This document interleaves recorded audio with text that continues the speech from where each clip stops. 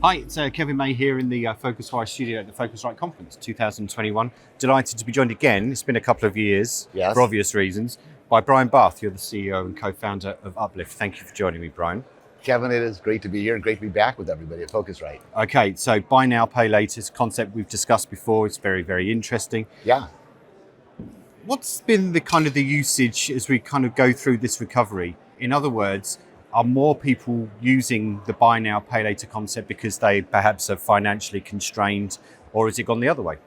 Well, buy now, you're right. So buy now, pay later is completely taking off right now. Yeah. And we've actually had a big benefit because people are seeing it as a concept everywhere. Yeah. And so you can buy a pair of shoes for $100 and split it into 4 payments of $25 over 6 weeks or whatever. But the true use case for travel, I think, is way more powerful. If you think about it, someone's booking a $1,000 trip, to be able to split that into 12 payments of $90 is just super powerful. And it changes the conversion rate. It changes, people tend to spend more, they book a nicer trip, and they do the ancillaries and upgrades. So it's, we're seeing it everywhere, but I still think the best use case, and there's a very long story behind this, of why travel is even better for buy now, pay later than Remind us.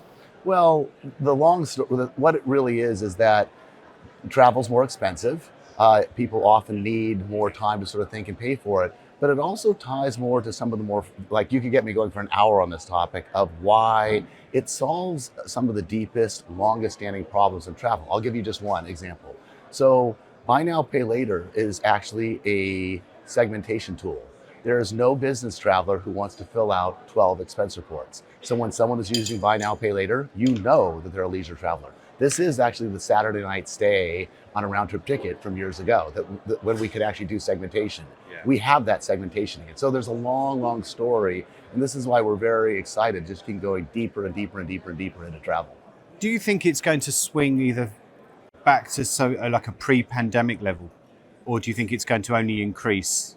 And is it because of the reasons that you said, people are used to buying shoes on a buy now, pay later concept? Or do you think as there becomes some more kind of fluidity and health in the overall economy that people will scale back because some people just like to pay for everything up front because then they've got it out the way? Right. Well, a lot of people actually are carrying debt on a credit card. And by the way, the stats on it are a little terrifying. And the thing that's nice about buy now, pay later is that it's a really friendlier proposition. Like, for example, when you purchase something with Uplift, we'll never, ever, ever give you a late fee.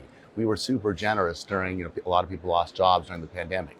Nobody paid a penny more than what they'd originally agreed to up front. And so there's a lot of reasons why it's a more consumer-friendly proposition. And so if you're a travel brand and you care about your brand, you want to associate with something that is like super clean, super easy to understand. There's never any tricks or surprises, never any late fees. And so that's, like, for example, we measure our net promoter score, NPS. We have an 85 NPS. Okay. It's extraordinary. Yeah. And so, I think the trend, because people are becoming more familiar with it, and it's such a consumer-friendly prop, and it's so good for merchants. And by the way, I could tell you more. I don't want to drag you, but like, in other countries, there was a lot of belief that in the United States, people in the US won't want this. It's only for people in Brazil or some other faraway place. And we're seeing it across the globe. Australia, buy now, pay later is becoming extremely, like a high share of transactions. Sweden, Germany. And so you see these countries, just once it starts to take off, it just goes. So I think it's going to become sort of a table stakes thing for the travel industry. Is there a particular, because you work with partners, you offer this as a service for them, is there a particular segment of the industry where this is more popular than others? So if you look at tour operators or online travel agencies or airlines, right? Is there more of a bigger use of it in one of those segments than another? Well, it's a little hard to tell because we started first in vacation packages, and we now see with some of our vacation package providers, almost a third of their transactions with buy now, pay later with us. It's extraordinary. People love this way to pay. And we're seeing increasingly high penetration, like, for example, with Carnival Cruise Lines right now. Part of it is because they're working hard at it with us, because once the payment plumbing is in place, the question is, what do you do with it? How do you market it? How do you help people understand what they can afford? And Carnival is way out in front with all kinds of things we're doing to help people pre-qualify, understanding how much they could spend, making sure that it's interest-free. There's a lot of things happening now that are just super powerful for the industry. maybe you don't know off the top of your head, but is there an average kind of shopping basket size where people are more inclined to use it? Is it when it's over $1,000, or is it when it's over 500 or something like that? Well, the interesting thing is we started off really focusing on things that were more expensive. And it's kind of natural because instinct says, it's harder to buy, it costs more. And so we took our high end all the way up to $25,000 for luxury cruises. So we'll approve someone for a $25,000 trip in a second. And it was really kind of cool because we actually saw usage up there, which we were surprised by. But people will spend, especially if you have multi-passenger and whatnot. And then, but the part that we really didn't expect is how much we keep reducing the lower limit. And we're now at $50. And some of our partners don't even go there because what is that? 4, 5, 3 payments of, it's it doesn't make any sense. But there's something happening in the psychology of humanity right now where people just love this idea of splitting the payments up. So we're listening to our partners, we're listening to our customers, and we really let them configure it. It's not sort of a one size fits all. And sure, and maybe I'm kind of, the other piece that's probably even more interesting though, is how we're working with different ways of using it as a marketing tool. And so we're coming further and further up funnel. Yeah. We're putting it in the emails they send out. We have a really great partnership with Kayak where we're starting to move the low monthly pricing all the way upstream. So that's probably the more interesting dimension. But really what we're surprised, it's literally tiny to huge. And there's for next year, I've got some other really interesting things to announce. Yeah, $50 is a shopping basket size. It's a bit strange. It almost makes sense, but there's an instinct because people have seen it, they like it, they just, okay, great, I'll split it up into a few payments. Yeah, right? interesting. So, yeah. For fear of just turning to the negative for a moment though, how do you handle people will default? So how does that work? I mean, what's the process for and how you in particular handle that? Yeah, well, the first thing that's actually great for us is that we have gone very deep. We try to figure out what people truly can afford and what they can pay. And we don't approve them for things they can't buy because it's not good for them and it's not good for us. Right. And actually we've invested a lot. We have other data sources that other people don't have. We go deeply into travel. We're not approving a person, we're approving something, a transaction. And it's super important because we don't have to say, oh, maybe you're going to buy a bunch of things over time on a card. We look really deeply at what it is the person's buying and whether it makes sense.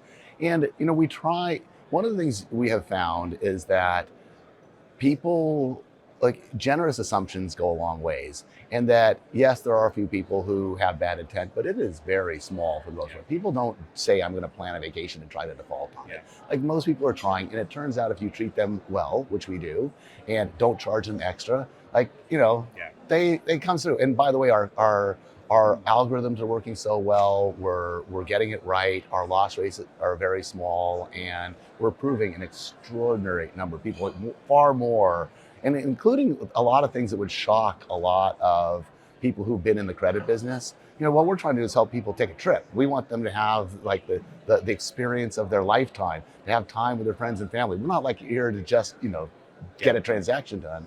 And so part of the thing that's so great about it is we're very motivated to find alternate data sources. Maybe you don't even show up at a major credit bureau, but there's a lot of other interesting data sources where we can find your identity. We can find you've been paying your utility bills reliably, and we can actually use that data to say yes. Okay, really cool. Interesting. So what's the evolution for the business though, for Uplift itself, rather than the concept? Is it just more partners, just have more OTAs, more airlines, more crews, more tour operators working with you? Is that the primary way that you grow from now on, is it? Yeah, and actually we have so many merchants. By the way, maybe would you like an announcement?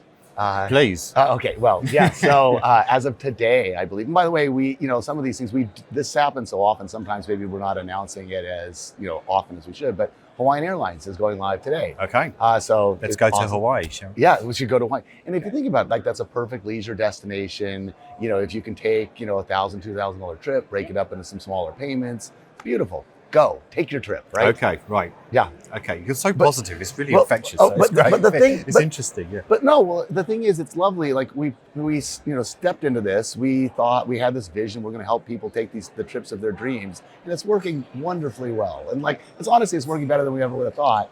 But you're right. You're gonna just watch partner announcement after partner announcement after partner announcement. We have over 160 travel providers on our platform. We're launching new ones all the time. We have about a 92% share. We believe that the suppliers are the strategic high ground. It's their inventory. Yeah. They're the ones that are going to be able to do interesting stuff with their marketing. And we are going deep, deep, deep, and deep. And you're going to see just especially now that we're sort of everyone's back and from our dark days here. I mean, everyone's really doubling down on figuring how to do the marketing better, how to invest more, how to use this new tool in really interesting ways. Yeah. So last of all, I mean, Brian, it's interesting. We've seen late last year and certainly this year the reemergence of the subscription model. Yes. So how do you kind of apply what you're doing to, say, for example, what Trip is doing with TripAdvisor Plus and things like that? Because they seem like natural bedfellows almost. Yeah. Well, I think it's interesting because I think everybody does. They're thinking about what can I afford on a monthly cash flow basis more and more. And I think that the whole buy now, pay later trend is part of that. But actually it goes a little further of what's happening, because part of it is I think people feel like they're tired of the fine print, they're tired of some surprise, they're tired of a late fee. Like, we don't charge you to that stuff. And actually, if you keep, it's a difference when you want to work with a great brand. Like, they don't want you doing this either. They care a lot. They don't want any customer complaint. Just take care of the customer. And so we do a lot. And we, for example, all through this, we overstaffed our call center so we can keep our response time super short. We keep applying more technology to serving consumers better. I mean, we're just going to create a great experience. So it's more than just the cash flows. Right. Okay. Yeah. Brian Barth from Uplift, thank you very much for joining us. Appreciate it. Kevin, it's always great to see you. Thank you. Thank you, everybody.